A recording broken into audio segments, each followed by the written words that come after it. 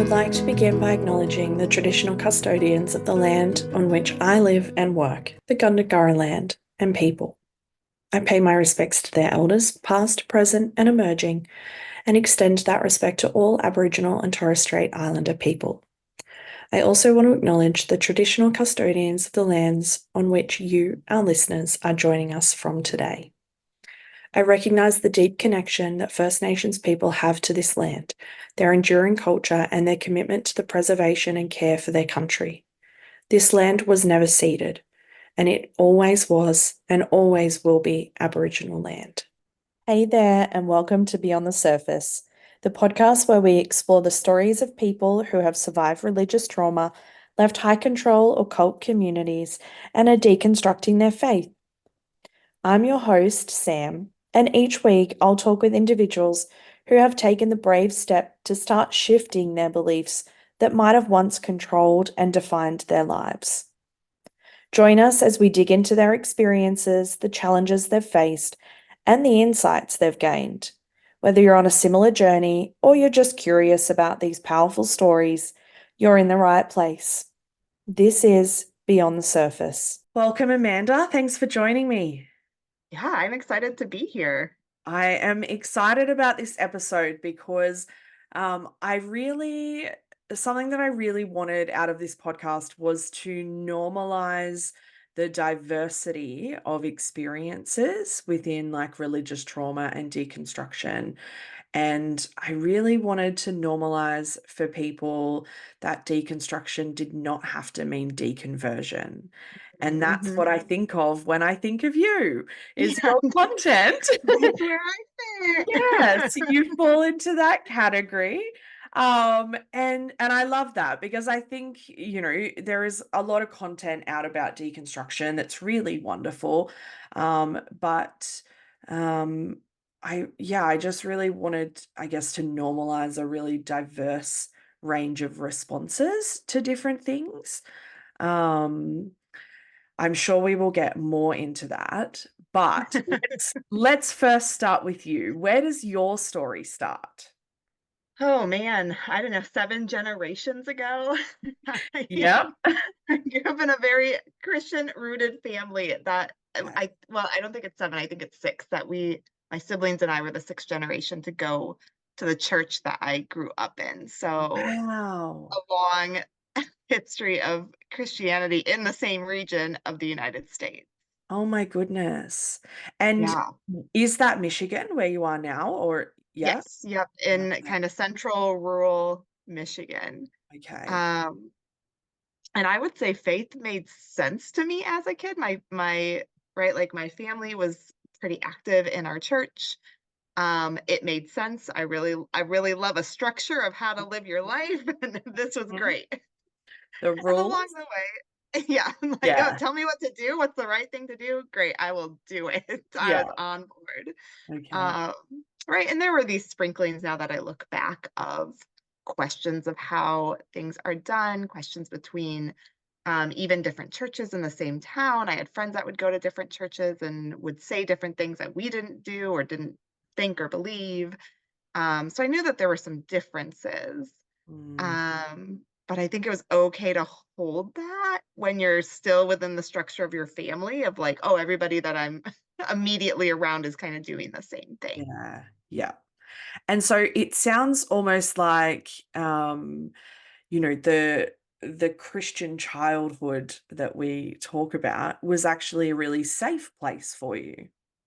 Yeah, it was. I reflecting back, I could take some questions to my dad and he would pull out his Bible and it always kind of resulted in like, well, this is why we believe what we believe, or this is why this is right, which again kind of made sense to me somewhat. I think I could hold a little bit more nuance and looking back, I think I could recognize I was holding some nuance versus maybe what my dad was like, this Mm, is the right way to believe, or this is why we believe this. yeah. But yeah, generally overall, um, felt okay within church belief system. Mm. When did Yeah. when did that, because often for I guess, people who grow up in a Christian home. When did that become personal for you and not just what your family believed? Yeah, I would say maybe like junior or senior year of high school. I think I just had more experiences. It's when I taught my first Sunday school class. Got into the academic portion of like Yeah. faith. And so I think that, yeah, but I don't know. It was pretty personal pretty early on, right? Like I was buying my own books from the Christian bookstore. I was listed like burning like Christian CDs that my friends had. Um, I'm remember just that? like, Remember burning CDs? yeah, Maybe I that's know. ADD. No, I do. I do remember that. But all I'm thinking is, my first thought was burning CDs doesn't seem like the most good Christian girl thing to Yeah, do. no, there's a disconnect. I was like, this doesn't, I don't see the problem. Um, Maybe that what? was maybe that was the moment. Maybe that Yeah, planted I the seed. know. Maybe that's the earliest memory of that inner Like, rebellious. capitalism. I'm not paying these prices. I know. Oh my goodness. I can't, I just have gone back to like my teenage years for a second. Um, Goodness me. Um, okay. So the burning CDs has like, Yeah, you know, Rebecca St. yeah, James in your life. I'm back Hey. when I was like 15, right at Yeah. this point. Do you remember what you loved about it as a child? I loved the fairness. I think my mom would say from a really early age that was something that I really valued, things being fair. Yeah. Um, and so I felt like Jesus's message had some fairness to it. Everybody was treated kind of equally. Um, yeah, I think it made right, like there wasn't necessarily like I'm thinking of how my parents raised me, and there wasn't really any contradiction. Like, oh, this makes sense because this is what we're already doing. Mm, Um, so again, that made sense with maybe my nature or my nurture. yeah. Um, yeah, and I think just the connectedness that it connected me to my family as well. Mm. And so, I mean, often when we think of Christian homes, we think authoritarian almost, particularly, I might be saying this particularly because I'm an outsider looking in on the American religious landscape, which Uh-huh. is crazy town, to be quite fair. But often we think, quite strict, quite authoritarian, very disciplined. But it sounds almost like that wasn't your experience. Yeah, I think it- it's funny because I feel like my first inkling of deconstruction or something wasn't quite making sense was this I could almost see this unfairness between like my mom's role and my dad's role.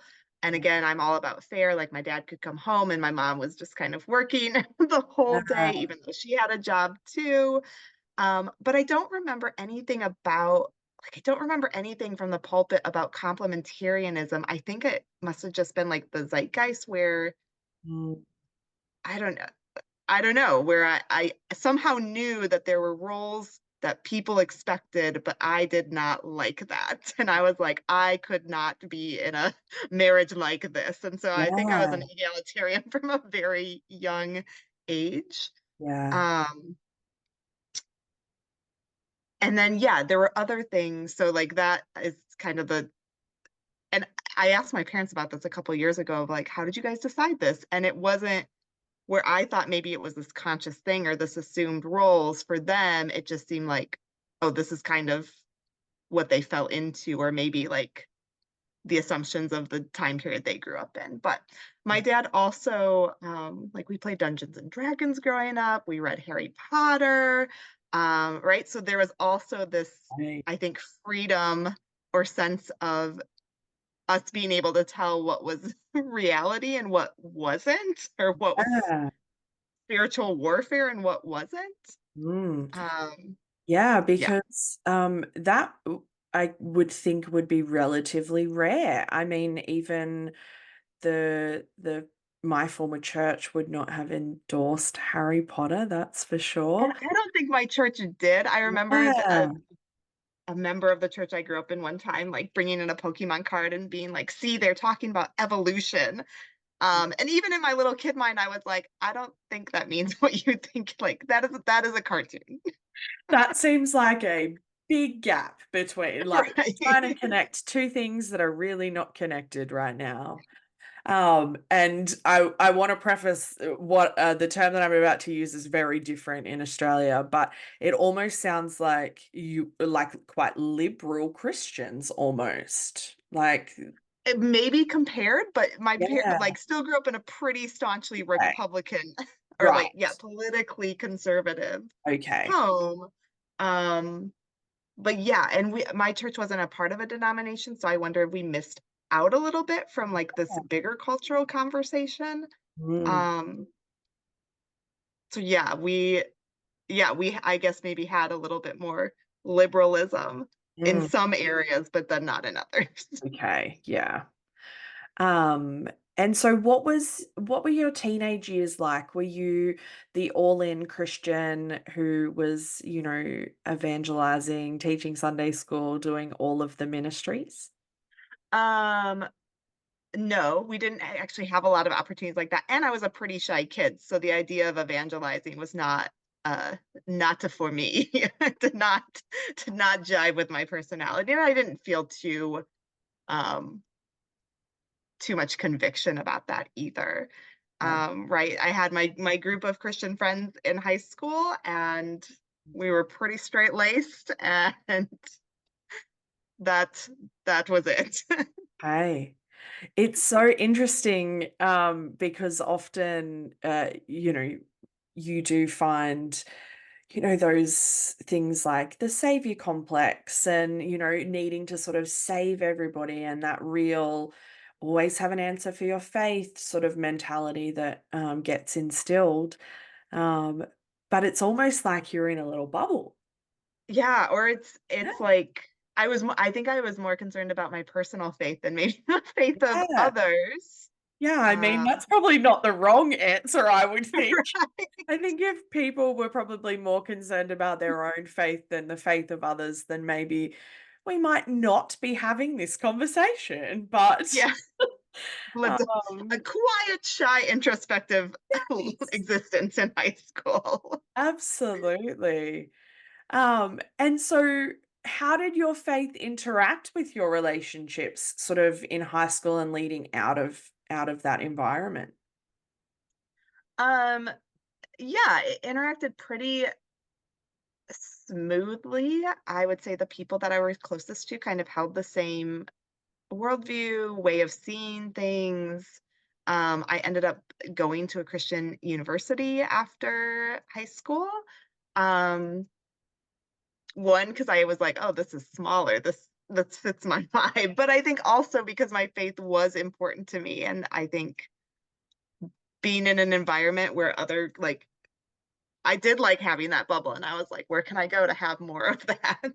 Yeah, yeah, Where yeah, it feels safe and maybe right, like maybe in that sense, there was this internal, I think a little bit of fear of like being in the world and how am I going to operate and is that going to create this conflict for me? And so I think there was part of me that's like, oh, this just makes sense to go to a Christian university. yeah. And so when did things start shifting for you? Yeah, it was right. I think being around people that grew up in other traditions and introducing other ideas, especially like women in ministry. So even though I was egalitarian on the home front, like the splitting of duties within the home, I think there's still this mindset of like, well, not in the church. And Yeah, so coming in contact with people that have other beliefs, just started introducing that information.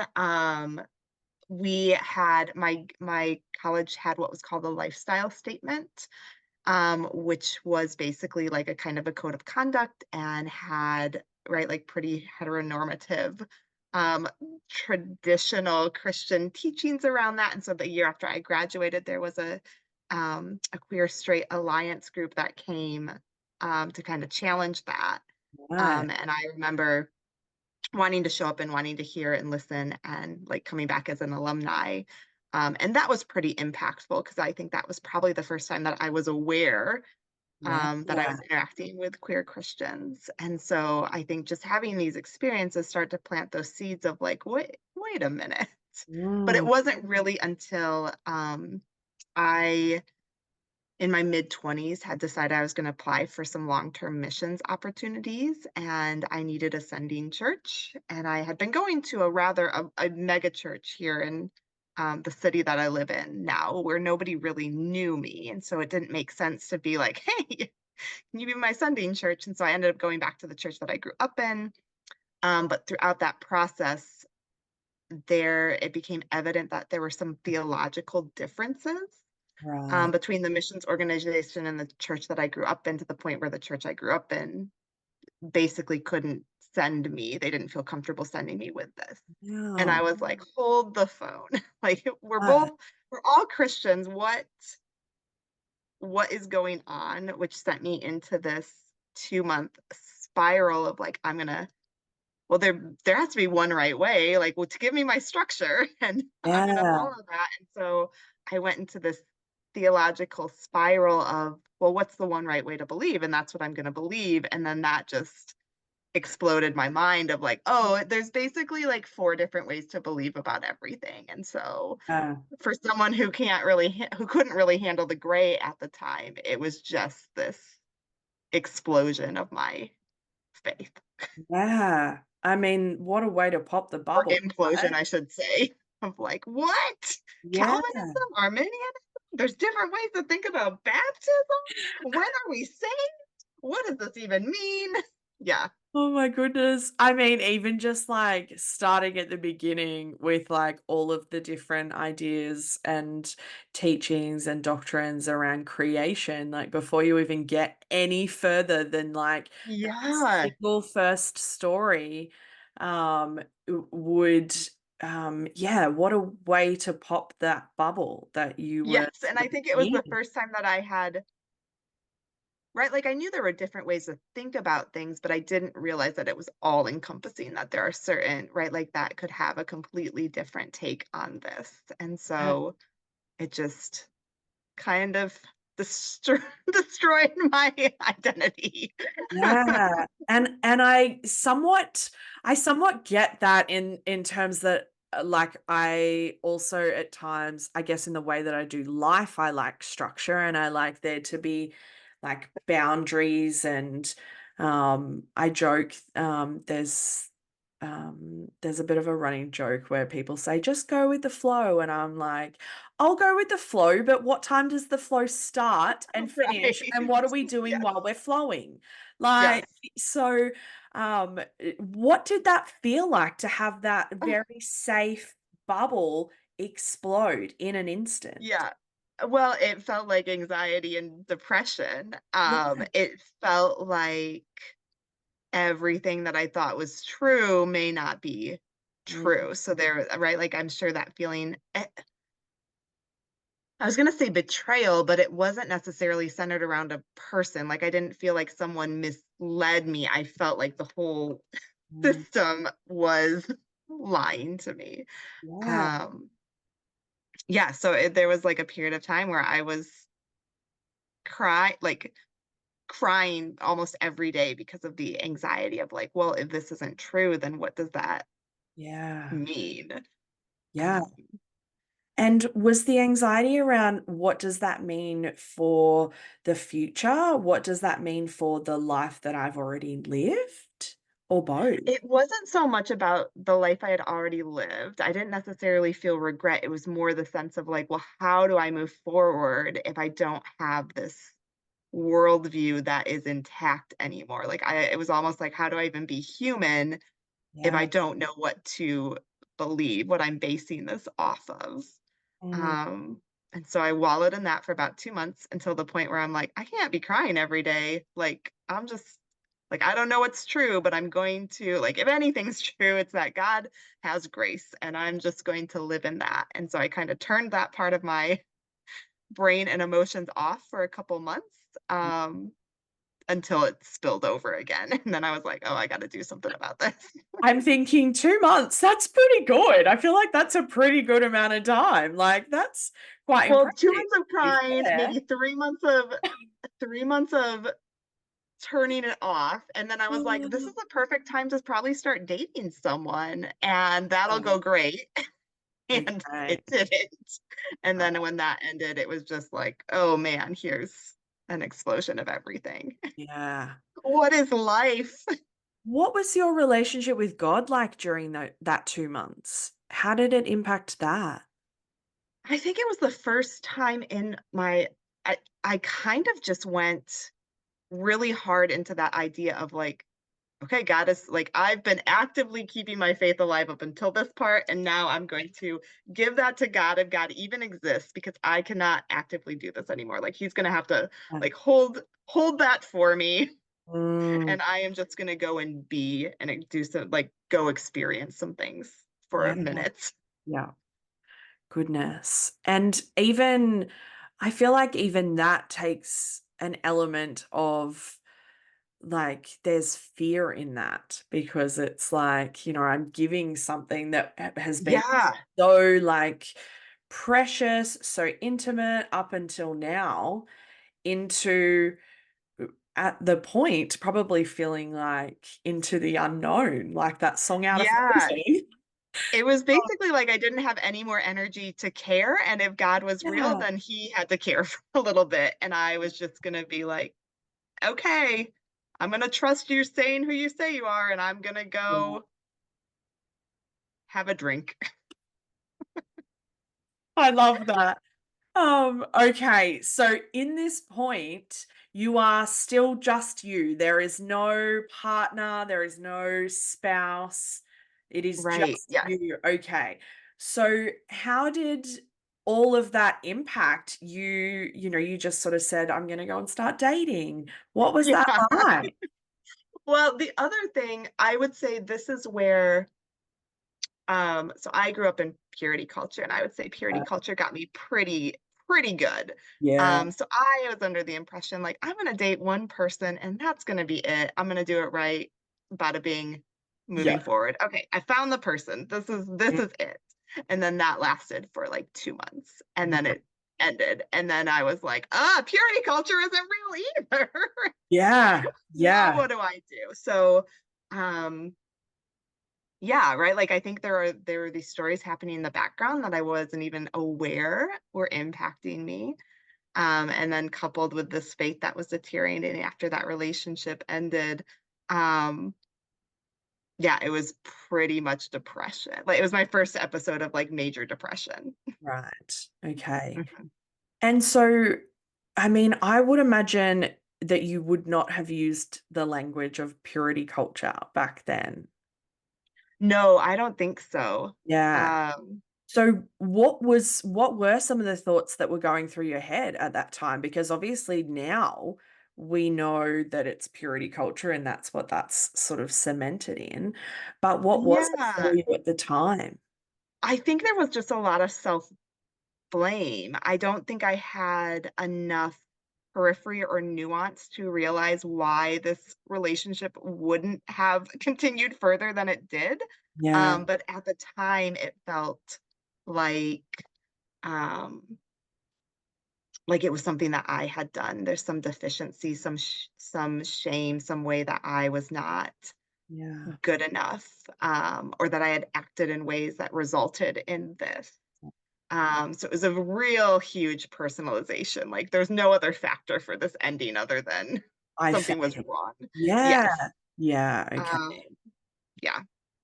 What was Which it I like? feel a lot of compassion right now for that younger version of Yeah. myself. Like, oh, Absolutely. sweetie.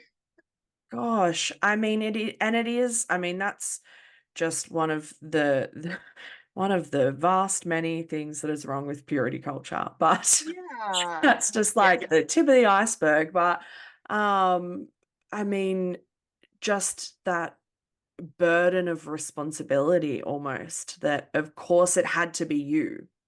Yes.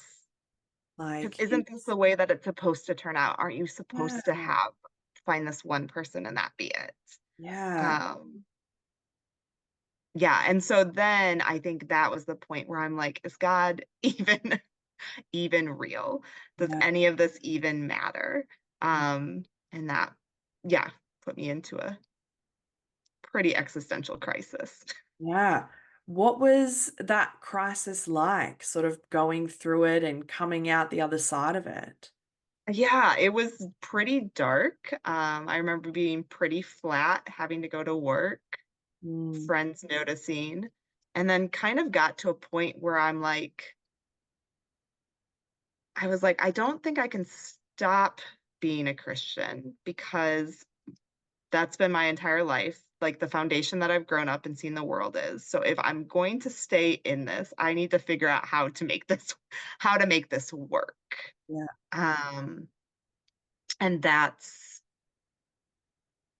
Yeah, I'm trying to think of because I think I was, like, searching for another church at the time too, like, there was Yeah. I was doing too much. Yeah. Um, yeah, so um, I think that's when I started therapy for the first time, really, and found out that, "Oh, you've got a lot of anxious tendencies. Oh, there's some anxiety in here that makes you love structure." Therapy does wonders for finding all of Yes, these things. yes. Um, it always I don't know whether it's just, I mean, organized religion is not always the number one fan of therapy, right? We know that fairly well. But for some reason, it's always the moment that somebody goes to therapy that things start to unravel to the point that, like, I can actually do something with this. It's not just a bunch of unknowns and question marks. Um, Yeah. Or that introduction of nuance and yeah, gray of like, "Oh, wait, things can be yeah, gray and that can be okay? How can that be okay? Teach me." yeah, absolutely. Yeah, nuance. Therapy is really good at breaking that binary thinking, because Yeah, it is often, well, what if it's not? You know, yes. that's how And it's you've always your been. brain Why? has never brought that up into your consciousness, right? Yeah, Like, anxiety is gonna keep absolutely. you in that narrow of, like, this is the only way to do it, and you're not doing it, and you Mm, have no idea that there's all these other possibilities or questions or way it can be out here until yeah, I don't know. My first therapist was like, "You can't be your own therapist," and I was like, "That's so true," because you mm. only have the mind that you have, and you might be missing something. Yeah, absolutely. I mean, I will not go into my therapist brain for a second because otherwise our conversation will go into a whole different direction. Yeah, well, Um, let's each put on our therapist cap and I know. What was that process like? Because I would imagine that, for somebody who has had a lot of structure and has known what is what for so long, to suddenly not know what is what would be yeah. overwhelming. Yeah, it was like relearning how to be in the world and what I actually thought. Mm, And a couple months after starting therapy, I decided that I needed to make sense of what I thought about faith, and I the best way to do that would be in a structured environment. So I ended up taking 3 systematic theology classes at a seminary here in where I live. That basically went through. So at the same time, I'm getting this nuance and this learning how to live in the gray in therapy. I had a professor that was really good about teaching us the different ideas around theological concepts and giving us the parameters of like, mhm, here's here's within um yeah, here's what faithful Christians have believed at different points. And so I think both of those combined really helped me, again, for the first time, mark out what I believed. We had to write these things called confessions. So we had to go through different mm, systems of theology. So creation, man, um, Jesus, the church, um, and say what we actually believed. And so it was this really helpful exercise. And I think the first time that I was honest of like, I don't know if I can find scriptural representation of this, but this is actually what I believe. Yeah. So there was this freedom in kind of coming back to myself as well, of being like, oh, I can have a say in what I believe. Yeah. Yeah. And stepping outside of, what do I believe rather than what was I taught? Yeah. Yeah. How did that go down with your family? Um, I don't know.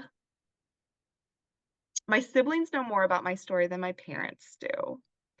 Um, I, I yeah, my parents and I don't really talk about that. And even this work that I do now, I'm not sure they have a clear understanding, either because they haven't investigated or haven't asked.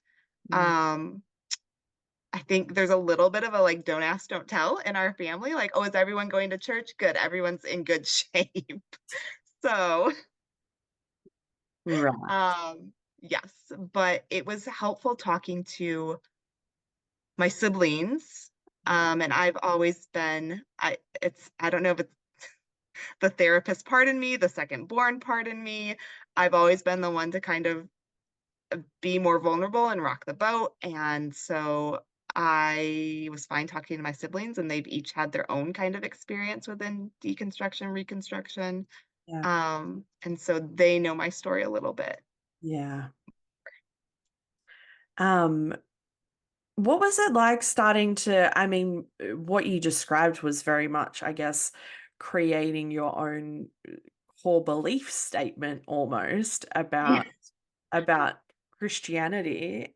And so what was it like sort of sitting with some of those things that you believed versus what you had been taught? Because I know that you do um some of my favorite content of yours is challenging the role of women in the church and Yeah. that sort of content, or women in the home, and I guess a biblical view of women, if we say. And so what was it like starting to wrestle between what you believed versus what you were taught? Yeah, I think it was a challenge, because I think at the time I was like, I got to make sure that this is biblically sound. Mhm. And I had been starting to go to a church that had a husband and wife co-pastors. And so that was one of the things that my professor did push back on, because I was talking about, like, I believe elders can be adults. Um, and he was like, well, that's not actually what that verse in Timothy says. And I was like, I think that was the first time where I was like, well, I think this could probably be interpreted differently. So even, Yeah.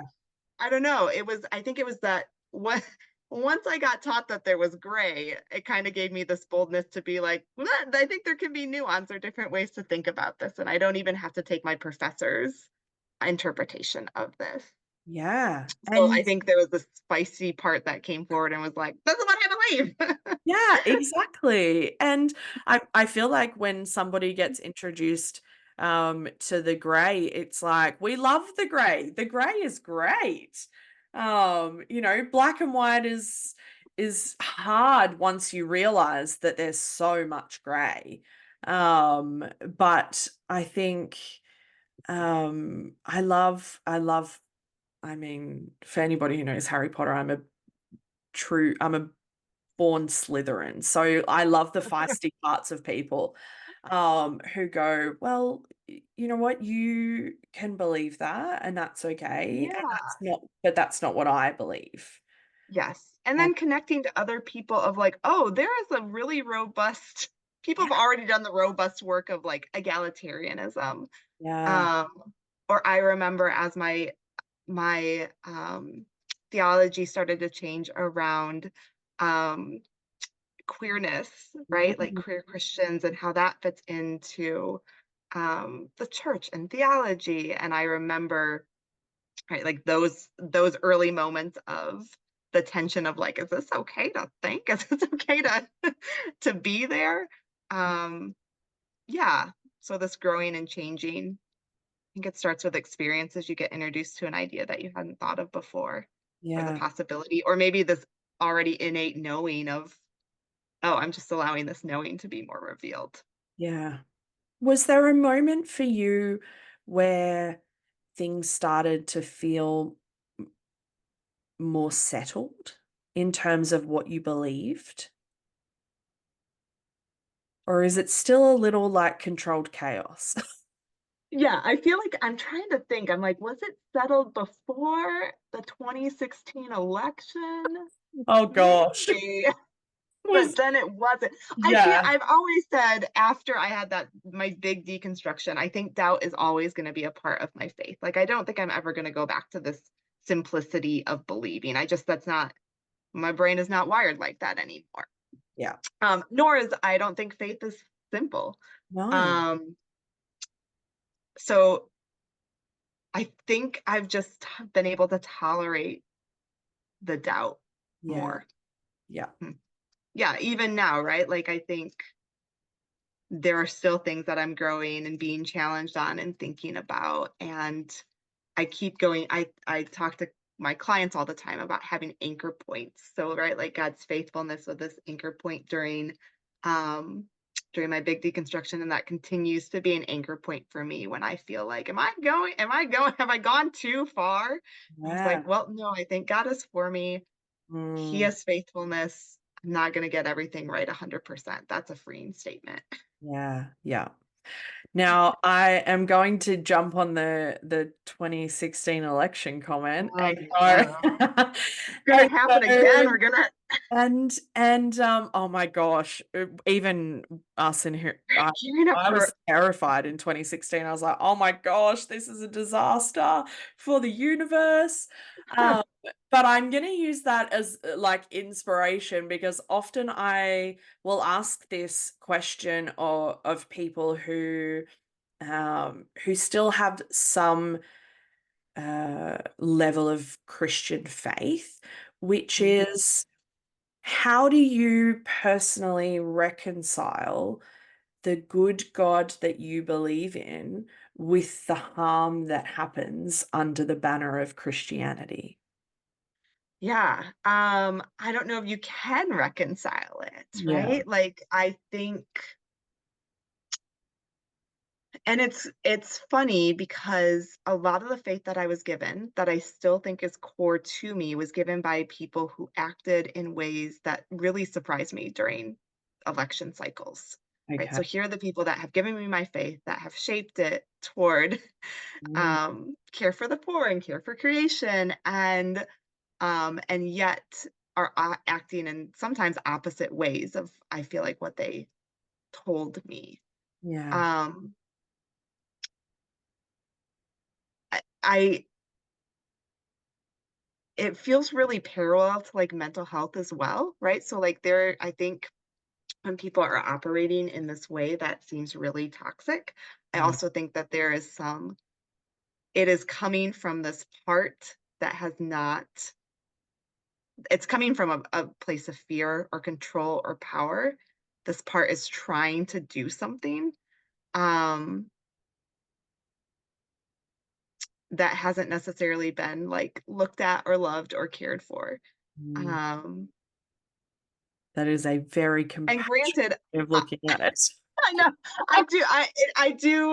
I do tend toward Oh, compassion for yeah. people. Um, I also am open to, right, like there may be things that other people are getting right and I am getting wrong. Yeah. Um, but I also think like ego can be pretty strong. Ego can take us a lot of places that you think are being led by the Holy Spirit. Mm. And even I'm saying that I'm like, oh, I need to check myself before I wreck myself. But like, yeah, I think I think ego can be pretty strong and can take people. People can grab the banner of God and let ego take it places that it probably shouldn't be. Yeah, absolutely. And I am going to make an assumption here because I have a feeling I have seen it on your Instagram. Do you still use the label of Christian? Yeah, I do because I think um, don't know, it still has a little bit of like a universal understanding of what that means. Yeah. But I was thinking about making Yeah. a I'm thinking of that Mean Girls quote, like, "I'm a Christian, but I'm a cool Christian." Oh gosh. Um, I'm not like other Christians, I'm a cool Yeah. Christian. Oh gosh, that's great. I love Mean Girls. That was a great movie. So, Oh, yeah, I do, and I hope that if people interact with my content or interact with me, they are seeing that that is a nuanced, yeah.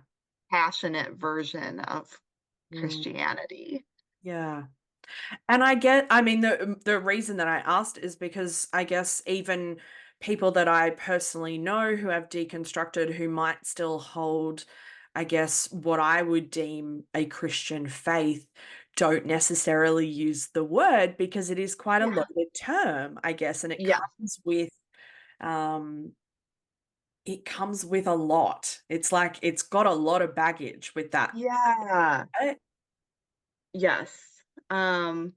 Yeah, it does, and so that might have to be teased out, and I could imagine, right, like me saying that there may be those listening right now that are like, "Ooh, well, what does that mean? What type of Christian? What do you think about Yeah. this?" Yeah, Um, absolutely. And um I guess that's the fun part of deconstruction, right? Is yeah. You kinda get to determine what you're yeah, what that does that make sense? Does that resonate? yeah, rather than just blindly listening to somebody else. Mhm. Yeah. Yeah. I think deconstruction is this, I don't know, given back t and again, right, like, I don't want it to be the ego taking over, but I think it's this kind of self-determination getting turned up a little bit more. Yeah. Yeah. I think it has absolutely given a sense of autonomy and a sense of almost self-empowerment as opposed to oppression, which is Mhm. often or submission is Yeah, often the word that would come up. Um, what I'm gonna throw, and this is a big question, so I guess you can yeah, answer it perfect. however you like. What do you believe? Oh, man, okay, well Yeah, it is a big question. I prefaced. right, and I feel I'm like curious where your sense of spirituality and belief lands like now. Yeah. spirituality is this orb that is flowing in and out, right? Like, so I still hold to some of the core Christian tenets, right? Like, if there's a God of the universe, Yeah. um, that Jesus is somehow divine and human and points toward that God of the universe, that there's ultimately moving us closer to like love and connection and repair. Um, I believe even miracles, even though I probably have seen some miracles, but yeah, I believe that miracles are possible, that there is that we have power to change things, whether that is through what is it, like the quantum realm or vibrations or Yeah. prayer? I'm not sure, right? Like there's this mystery. I believe in mystery. There's Mm, mystery to this. I yeah. believe that um, God is for the inclusion of all people, that I don't think um, sexuality bars us from a relationship to God. Yeah. I believe that there have been a lot of missed opportunities to love people and include people. Um, I guess, yeah, I love that's what I that. got for you today. That's where I'm Yeah, at no, today. I love that. And I really love the mystery. I love that part because often, the faith that I was raised in was not about mystery, it was about certainty, right? Yeah. And The so older I even get and the more yeah, I've been alive, I it just feels like God is doing something, and I probably know 0.5% of yeah, what he's doing. yeah, absolutely. And I guess, that mystery is probably just another term of nuance, right? Is just like I'm holding lots of different things. I don't really know how I'm holding them or what I'm holding, but I'm holding them. Yeah. Yeah, right? Like, Yeah. it feels like this again, this, like, orb of belief that can't quite be Yeah. contained. Yeah. And I love that because I think that's malleable. It's not, it's not a block of wood that is like sturdy and firm. It's malleable, it moves, Yeah. and I love that because we as humans move through the world and we have relationships and we have emotions and, all of those things. And I think whatever somebody's sense of spirituality is should move with their humanity almost. Yeah.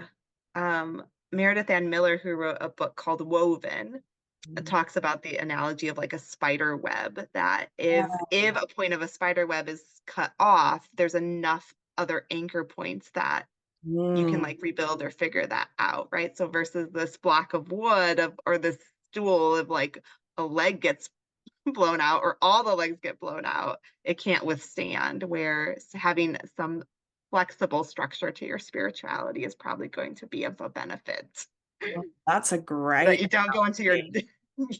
existential depression spiral. Yeah, that's a great analogy. I love that, especially considering my therapy practice is anchored counseling. So I love that. I love Ah! that analogy. That's That's a great. freebie. Yeah. Um, what brings you joy and peace now? Oh, in my faith or in life? Both. I have a lot of joy. I started doing kitten foster care during the pandemic, and it has just Oh, brought me a lot of joy to take care of oh, baby cats. oh, that is There's adorable. gotta be a God in this world if there are baby cats in this Yeah. world. Oh, Yeah. I mean, I'm allergic to cats, but they are Oh, very cute, they particularly are as very cute. kittens. Yeah. Yes. Oh, that is I think adorable. also, I don't know, conversations like this, like spiritual conversations, right? Like probably most people that are listening to this podcast, or a majority of people, are feeling like there is something greater than ourselves. Mm. And I don't know, just having conversations about that can be life-giving. I feel energized right now having this Yeah. conversation. Yeah, absolutely. And I think I mean I've said to most people that the reason that I started this podcast was I wanted that saying, to be seen is to be understood. That's what I wanted out of this podcast was, even if it's just one episode, one moment in an episode where somebody random in the world feels seen and reassured and validated in their Yeah. experience because it so often is quite lonely and insular and isolating. And I mean, even in the therapy world, the term religious trauma is relatively new. Um, Mhm. and so there is all of this new language for people to be able to explain what they're going through. Uh, Yeah.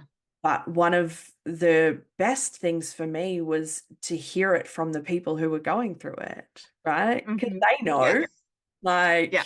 and it is quite a unique space. And so I just wanted to create a space where people were validated in what they were going through somebody else's story, not through a whole bunch of Mm. education, but just through Yeah. somebody's story. Yes. Um, so, on that, my last question for all of these episodes is what do you say to that person who is fresh in their deconstruction and they have no idea what to do? Yeah. I so right, like your journey is going to be your journey, but what I wish I had known, I think it could have saved me, is to connect to a helper, connect to resources, connect to others, because it can be this isolating journey. And if you only have what's going on in your head, you're probably missing something that is vital for your moving through this experience. So whether it's a coach or a therapist or um, right, it can be hard in this space because you don't know who else is going through this or asking these questions or who to trust. Yeah. Um, And similarly to what you said before, that's kind of why I started this coaching aspect of what I do, because I didn't have any resources or any, I didn't know anyone else going through this at the time. And Yeah. I was like, if I can prevent someone from feeling like that, or feel connected, or see that they're not alone in this, Yeah. um, that is what motivates me in that. Absolutely. I mean, it was my therapist who first used the term deconstruction, and I had no idea what that meant at the time. And so, um, yeah, I love you find your people and find a resource and Yes. support. And if you don't know where to start, I'm sure that if you reach out to one of us on Instagram, we will help you find somebody in your. Yes. I know in the US it is, um, you guys have very strict rules around like therapy and things like that, and only practicing in the state and things like that. I have a little bit more freedom in the fact that I can Ooh. counsel worldwide except the US and Canada. So Oh, that's so interesting. yeah, yeah. So I know We can like only there are loopholes, but like I mean, Well, s- that's where my coaching, so I have a yeah, therapy practice for my Michigan clients, and then I have coaching, which is coaching is less, the I'm not loophole. diagnosing, I'm not doing specific Yeah, modalities of treatment, but I yeah, am leading groups, yeah, and doing some one-on-one short term. yeah, So yeah. that allows me Coaching to is the reach, loophole. yeah, a Um, little bit, yes, the safe, yes. legal, ethical Yes, loophole. absolutely. Yeah, not dodgy in any mean, it's just Yeah, a loophole. yes, Yeah, I mean, there is a really wonderful space of people and community of people who are now talking about this online. And so find someone who is talking about it, and I'm sure that they will point you in the direction of somebody who knows what they're talking about in this space. And the last thing that you need is to land into a therapist or a coach's office who doesn't understand this landscape and yeah. potentially can make you feel worse, right? Yes. So, And fit matters. And I always say that, yes, I'm the coach for people that are hoping to stay within their Christian faith. yeah, But I know other coaches that are at different places on the spectrum of deconstruction. And if that is the coach for you, like I am happy to give you yeah, information. yeah, Not absolutely. going to be for everybody, but I am going to be for, Yeah. yeah, there are going to be people that want this service and space too. Yeah, absolutely. And it's, like I said at the beginning of the episode, it's so diverse, and Yes. there is a diverse range of people who are out there to help as well. So Mhm. it's finding what is going to work for you in that moment, and that might change, but in that Yep. moment, you find what works in that moment. So Yes. um, thank you for joining me. This is great. I Feel know energized. And it's it's so fun, right? I've loved it. I feel like I've been not non-stop recording for like the last month, and I've got more to go, but it's yeah, I agree. It's energizing. It's nice to talk to people who um understand that on a different level. So yeah. it's wonderful. Yes. So Awesome. thank you. You're welcome. Thanks for tuning in to this episode of Beyond the Surface. I hope you found today's conversation as insightful and inspiring as I did. If you enjoyed the episode, be sure to subscribe, leave a review, and share it with others who might benefit from these stories.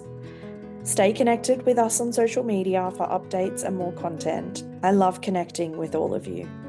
Remember, no matter where you are in your journey, you're not alone. Until next time, keep exploring, keep questioning, and keep moving forward. Take care.